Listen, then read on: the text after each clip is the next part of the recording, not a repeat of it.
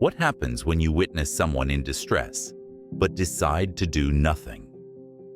This unsettling question brings us to the concept of the bystander effect, an intriguing psychological phenomenon that reveals deep truths about human behavior. Imagine being in a crowded street where someone collapses. Surely someone will help, right? But more often than not, this assumption leads to inaction.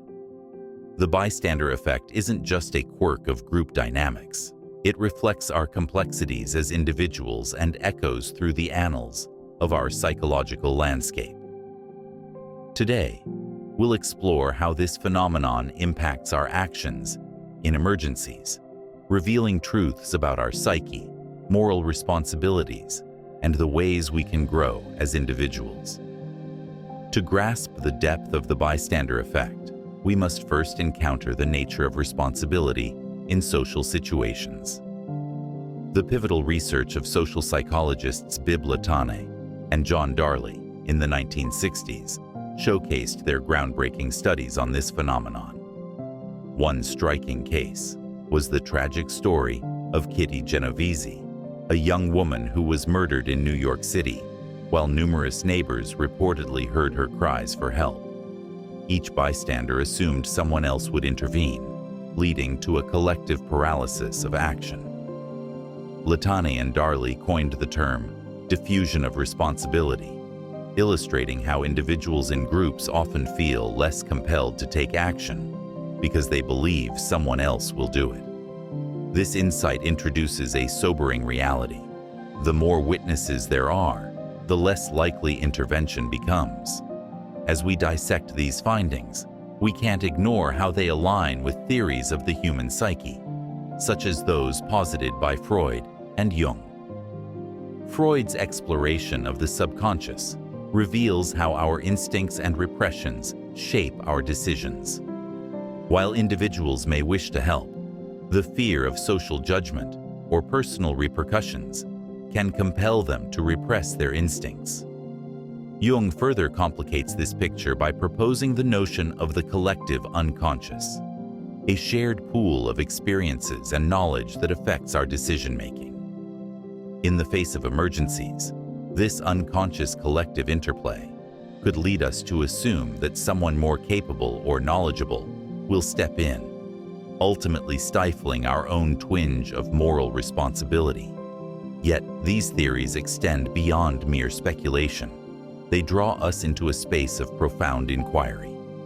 How do we reconcile our intuition with social expectations? In a poignant demonstration of psychological dynamics, the case of the Good Samaritan emerges. This biblical narrative serves as both a moral guide and a psychological exemplification of altruism. When we act against societal inertia, like the Samaritan who helps the beaten traveler, we embrace a rare courage that transcends the confines of group behavior. This brings us to Alfred Adler's concept of social interest, which emphasizes the importance of empathy and community. Adler suggests that true happiness stems from contributing to the well-being of others. Understanding this connection allows us to reclaim our power in emergencies, rather than succumbing to the allure of inaction. However, there are challenges to navigating these psychological landscapes. Our instinctual response often collides with our fear of overstepping boundaries or being perceived as overdramatic. In everyday life, these concerns can make us hesitant to act, but therein lies a profound opportunity for growth. By reflecting on our own experiences and acknowledging the dual nature of our instincts, we can actively cultivate a sense of moral obligation. Engaging with the principles of empathy and social responsibility requires more than theoretical comprehension. It demands actionable change in our behaviors. As we arrive at the conclusion of this exploration, let's reflect on the themes we've uncovered. The bystander effect serves as a harsh reminder of our capacity for inaction, but it also offers a profound call to embrace our responsibilities. Consider the myriad situations in which we have chosen to remain passive, and the countless instances where a single act of courage can shift the tide. Ask yourself, where can you intervene in your own life, or perhaps in someone else's?